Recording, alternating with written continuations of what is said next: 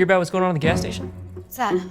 Sorry, but our gas pumps are dry. I'm waiting on the fuel truck to show up. Estimated $700,000. A witness spotted a green Pinto with a damaged rear end fleeing the bank at approximately 6:20 a.m. this morning. Did you hear about the bank robbery this morning? Hell they doing over there? It's the car. Hang up. Hi, how are you? I see Ash in the background there, I think, in the poster. You There you do. go. Yeah, man. You know, that was the first thing Francis Gallupi picked out when Howard and I spoke to him. Funny. So, It's it top of his mind, I'm sure. Yeah. funnily enough, yeah, absolutely. So my colleague Howard is going to be with us shortly. Congratulations on the movie. I can speak for myself and Howard because we've obviously compared notes to say that we really enjoyed it. Thank you. And the first thing we wanted to ask you was how your screening went yesterday. I understand you had a screening and saw some publicity stills. What was that like? How did that go down with the audience? It was really great. Yeah, Film Independent hosted us, and it went really well. It was a packed house, and you never know with a crowd. If they don't laugh at the first joke, you're kind of nervous, like, okay, well, maybe this is a bad crowd. But then as soon as the ridiculous stuff happens, everybody gets it, and everybody got on board. So really good. And then everybody stayed around for the Q&A, so that's always a good sign. People actually wanted to hear how the movie got made. It was really, really wonderful. It was really, really good. And then Janelle Riley was our moderator, and it was a good conversation afterwards. So yeah, it was the first real time that we got to screen it in Los Angeles for the public, and people dug it. I know obviously you've made a few movies. How exciting is it for you to sit in those screenings? Are you watching people constantly? It was actually really fun. So hey Howard, how are you? It was really fun last night. Where Francis was sitting right in front of me to the right, just the next row ahead of me. So there were times when I would be laughing at the small things of the jokes that he and I both love. Like there's a mannerism that I give. There's a dead body on the ground that I've killed kind of by accident. And the next time I come into the room, I do this mannerism where I look at the body and then throw my hand out like, don't even talk to me right now. I can't even think about that. And it's just this really funny small mannerism that I think is hilarious that we put it into the movie. And Francis thinks it's funny, but everybody else is like, oh, but we're still in the very serious part of this movie. So like, we would just laugh. So it was like really just watching it, people was good to kind of have good desk mates to sit next to in the theater and crack jokes about our own film.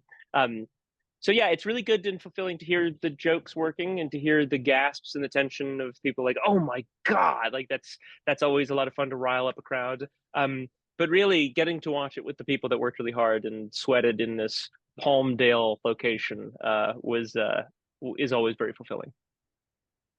Great. Sorry, I mean, I don't know what happened there, but is it recording? We are recording, yeah. Oh, it is. Okay, I covered. I don't know. I wasn't sure what happened. Okay. So I presume you just asked him about the screening yesterday, no? The film independent absolutely, screening. yeah. Uh-huh. Sorry, so I mean, was you stole my question, you bugger, yeah. But what was it like to get?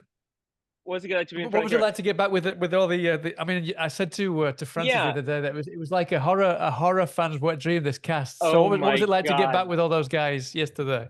It's really funny. So like Barbara Crampton and I had been pen pals for many years on Twitter, and I'd been such a fan, but we hadn't worked together. And actually the days that she was on a different location. So I didn't even get to hang out with her on set.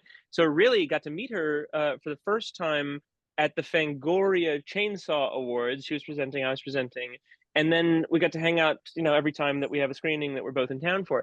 And then, Richard Brake is so incredible, Sierra McCormick, I mean, Alex Esso, there was like so many people, Jocelyn Donahue, Jesus, like there's so many people that are just, scream queens and scream kings that get to assemble in this one. It feels like the Avengers, and we all get to assemble at these screenings. It's been really, really fun. And people ask that, just like, was it really scary on set? Was it really tense on set? And it's like, no, it's a joke. It's like, you get covered in blood, you get shot. Like, there's no way you can take that seriously. It's always ridiculous. So like, half of the shoot is us laughing at how ridiculous the shoot 'em up stuff is. It's great fun. Well, I mean, I said to him that the cast that you managed to pull together was just fantastic, which he didn't even expect at first, Francis. He was just like, well, I'm going to go see if we can get at least kind of like the lead actor would be great. But then just everyone just kind of piled into it. And that just kind of, that worked even so much better with the script because that made it more kind of unpredictable because you didn't know who was going to do what in the end, you know?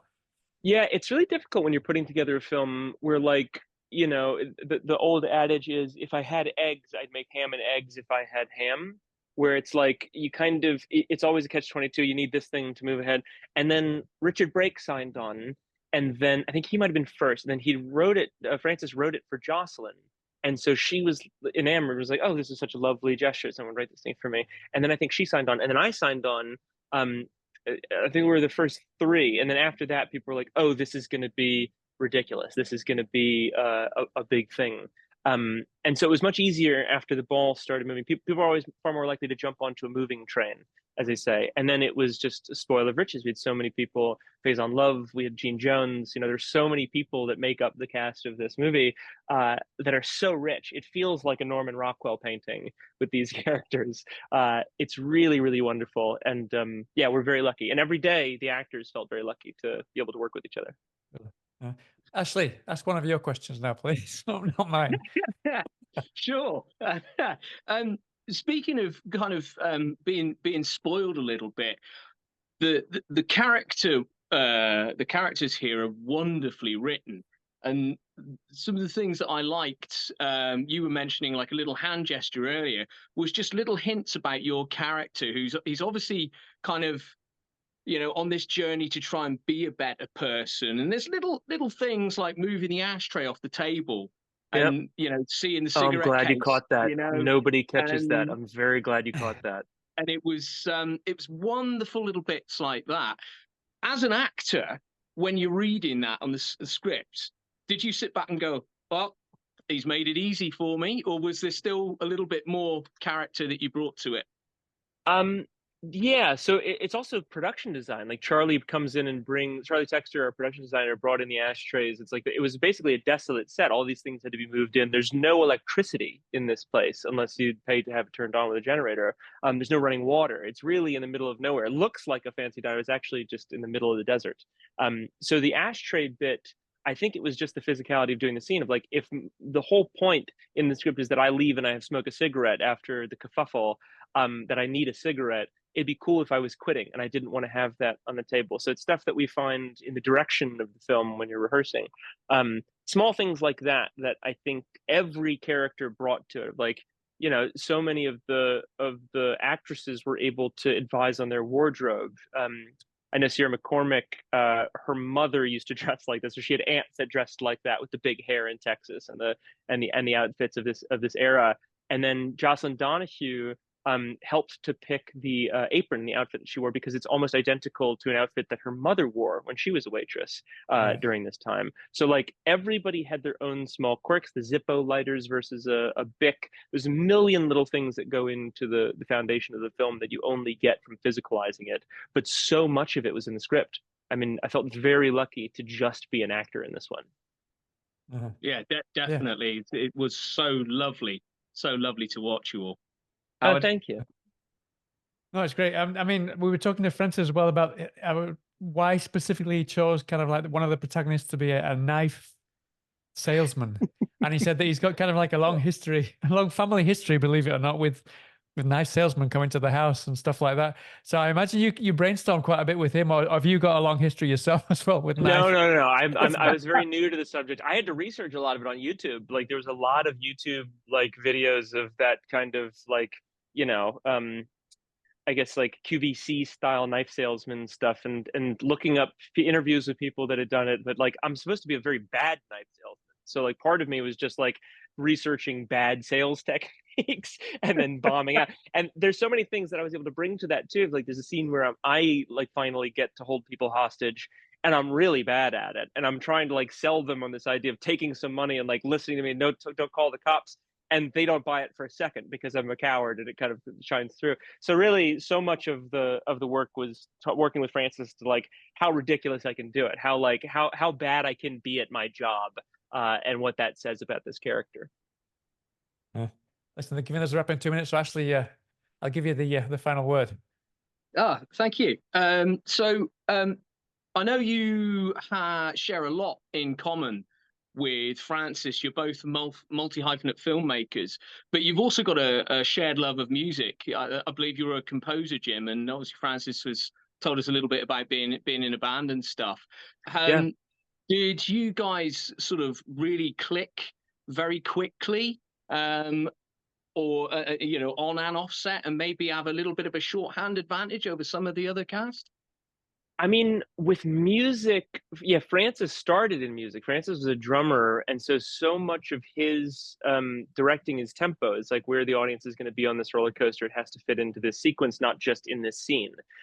So a lot of our conversations were based in cinema, and like how he's such a cinephile. He has such a collection of physical media and loves movies just as much as I do.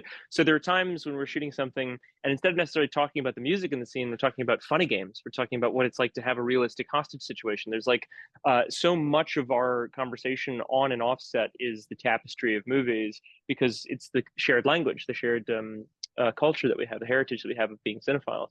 And he has that with everybody. Like so many of the filmmakers and the film people that were on set, the actors as well, were people that came to it because they love movies more than anything. So with music, there were times in post where we'd say, I don't think we need music in this scene. Like really, it was just trying to advise how to best tell the story with and without a helping hand, a cheat code that is having score. So it's very easy to talk to Francis. He feels like my younger brother in that sense. We talked more about South Park than we talked about music. Right. Brilliant. Well, listen, we're out of time. So thank you so much for your time, Jim. The film is fantastic again. I can't wait for people to see it. And I hope to speak to you again sometime soon. Likewise. Ashley Howard, really thank you so much for having me. Thank you, Jim. Take care of yourself. All right, take care. Cheers now. Bye now.